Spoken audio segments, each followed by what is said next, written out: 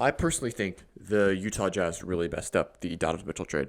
I don't think Donovan Mitchell should have ever been a Cleveland Cavalier. I think RJ Barrett should be with the Utah Jazz. Shout out to Pistol Pete.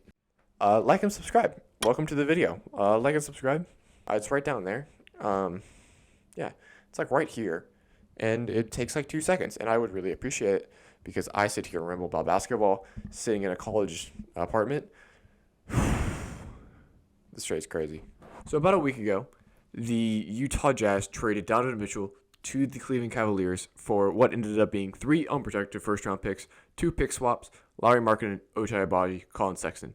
3 NBA players and like 4.5 picks, depending on how you look at pick swaps.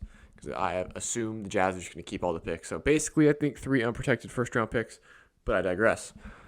However, the Woj father, Adrian Wojnarowski, reported that in, quote, early July, at the start of trade talks, the New York Knicks offered Donovan Mitchell for R.J. Barrett, Obi Toppin, Mitchell Robinson, and 3 unprotected first-round picks. The Knicks were willing to give up not only R.J. Barrett, but 3 first-round picks for the likes of Donovan Mitchell. If I'm a Utah Jazz fan and I'm sitting there, I'm scrolling on Twitter, and I see that Woj tweet, I'm sick to my stomach. You're telling me we could have had R.J. Barrett?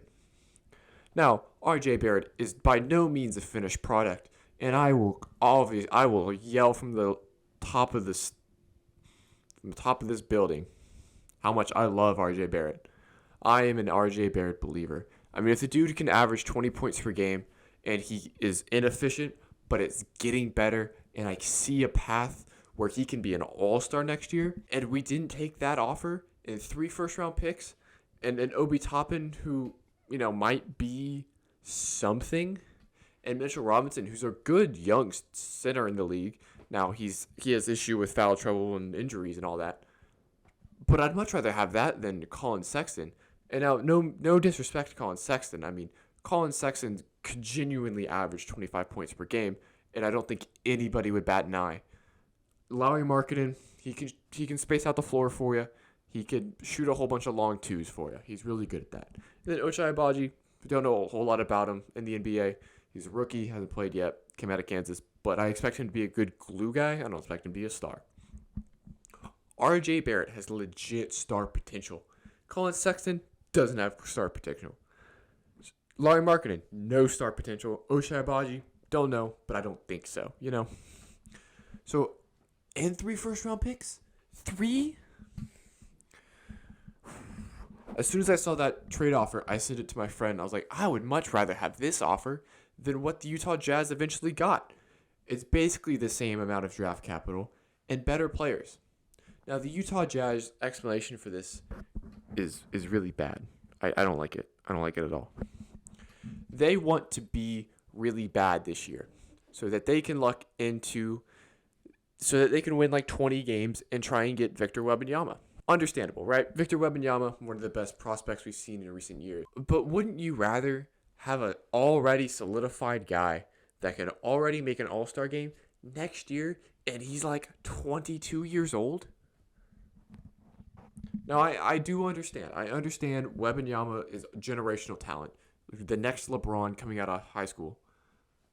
But at that point, do what the Thunder do. Just sit R.J. Barrett with like 30 games left in the season and tell him, hey, man, you're going to sit. We want Victor Wembanyama. That's what the Thunder do with Shai Gilgeous-Alexander every goddamn year.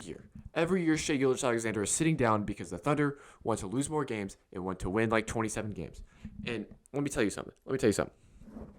RJ Barrett isn't good enough for your team to make the playoffs if it's just him. They're not. If you wanted to sell everybody else and have it be RJ Barrett and a bunch of G Leaguers and then those 3 first-round picks and the future draft capital you get from being so bad, and you have your own picks, I would much rather do that. I would rather have that deal. You cannot explain to me why I as the Jazz would rather take a swing on Colin Sexton, who's coming off of a bad injury, Ochai Agbaji, who's a rookie, and I do like Ochai Agbaji, And Lauri Markkanen, he's cool. He is just okay. He is not a star. He's not a bum. He is about as mid of a player as it gets, and I like you, Lauri Markkanen. I really wanted you to be in the Dallas Mavericks about 2 years ago when he's like, oh, yeah, I'd really like to play for the Dallas Mavericks. And then Mark Cuban just didn't get it done, which, whatever. But you cannot tell me I, as a Jazz player and as a Jazz fan, would rather have Colin Sexton instead of RJ Barrett. And if you think RJ Barrett is going to get you a few wins, Colin Sexton could do the same thing. Colin Sexton might average 10 more points than RJ Barrett does next year. He might. He could. Now, all this is to say, the Cleveland Cavaliers. The Cleveland Cavaliers. I have talked about how much I love the Cleveland Cavaliers on this channel for I don't know. How long has this channel been up? Like a year? But on Twitter, I've been talking about how much I love Darius Garland, how much I love Evan Mobley. So no meat writing from me. I am a certified Cleveland Cavaliers believer for like 2 years now. As soon as I saw Darius Garland, even in his rookie year, I really liked Darius Garland coming out of Vanderbilt. So can't take that away from me. Cleveland Cavaliers A+ trade. And as soon as the trade went down, I was like, damn, that's a really good deal for Donovan Mitchell. I was like, wow, that's an A+ trade for both sides. But then I saw what the Knicks offered. And I was like, wow, the Jazz really fumbled that bag. And if I'm the Knicks, I'm super glad I don't have Donovan Mitchell on my team right now. You know how big of an offer a 22-year-old future star could be in my eyes, by the way. In my eyes. He's not a star yet. A 22-year-old future star could be Mitchell Robinson, who is at least a serviceable NBA center, which are kind of hard to come by nowadays. He has the potential to be like a top 10 center in like 4 years. And Obi Toppin, who's like, cool, it's Obi Toppin. And then 3 first-round picks when I'm the New York Knicks, and the New York Knicks never have anything break right for them. I am super thankful as a Knicks fan that offer is not accepted. If I saw that offer from Woj, I'd be sick to my stomach, but I'd be super happy they didn't take it. But as a Jazz fan, man, dude, you have to take that Knicks offer. You have to. Donovan Mitchell should be in a Knicks uniform right now, but Danny Ainge supposedly did not like that the Knicks representatives came to watch him against the Mavericks in the first round in Utah, and I don't think Donovan Mitchell had a great game that game. I think the Mavericks might have gotten to him that game. But if that's true and Danny Ainge didn't make that Knicks trade solely off pettiness, as a Jazz fan, I'm heated. But overall, I think the Jazz had a good offseason. Rudy Gobert, with the amount of draft capital you got for Rudy Gobert and young players and Jared Vanderbilt, and really you just got Jared Vanderbilt. Keep it a buck. I've talked about how much I do not believe in the white kid from the white center whose name I'm blanking on that you got in the Donovan Mitchell trade. I'll put it up right here. Whatever your name is right here, I hope you're really good in the league. I don't think you're going to be, but I really hope you are because I don't want to see anyone fail. Except Royce O'Neal. Fuck you, Royce O'Neal. Where am I going with this? Oh, the Cavs. All right, let me talk about the Cavs for like 2 minutes. Darius Garland, I thought was going to be the 4th or 5th best point guard in the league next year. I think he was like the 5th or 6th this year, so I think he's going to take a few steps forward, but Damian Lillard and Kyrie are coming back. I digress. Darius Garland, Donovan Mitchell, Evan Mobley, Jared Allen. Now you see how this middle finger right here is not pointed out? Because that's Isaac Okoro.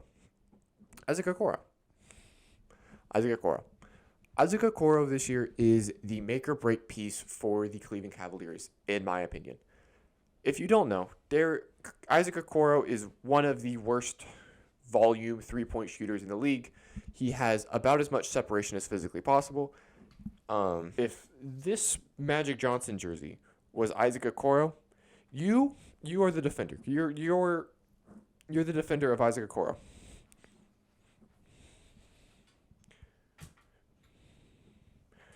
That is about how much room Isaac Okoro gets on every single jump shot. Isaac Okoro is one of the most open. Isaac Okoro is regularly one of the most open players on the court at all times. You know why? Because he cannot hit a shot. And if he can hit any amount, if he can shoot 35% which I know is high, Isaac Okoro, but if you can hit 35% of threes this year, you guys have a legitimate chance to be the 3 seed in the East.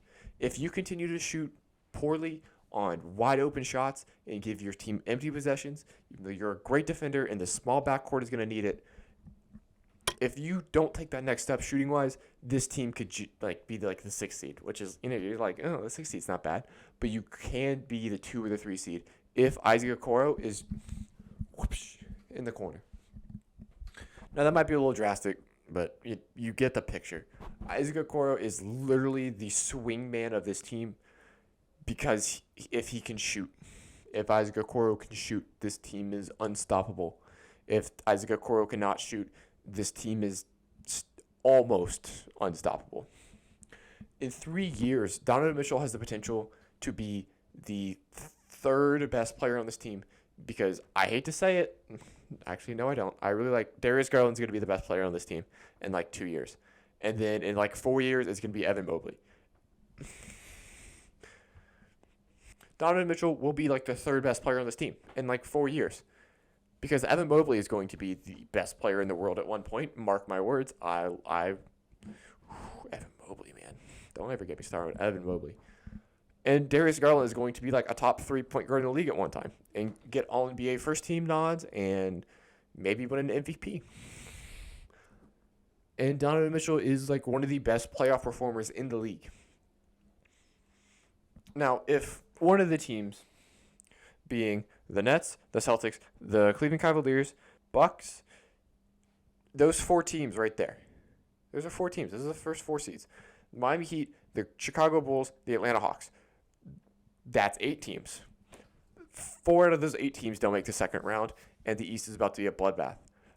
Give me the Cavaliers having 47 wins because I don't believe in Isaac Okoro. Thank you for watching. It's been Empty Stats, and I'll see you next time.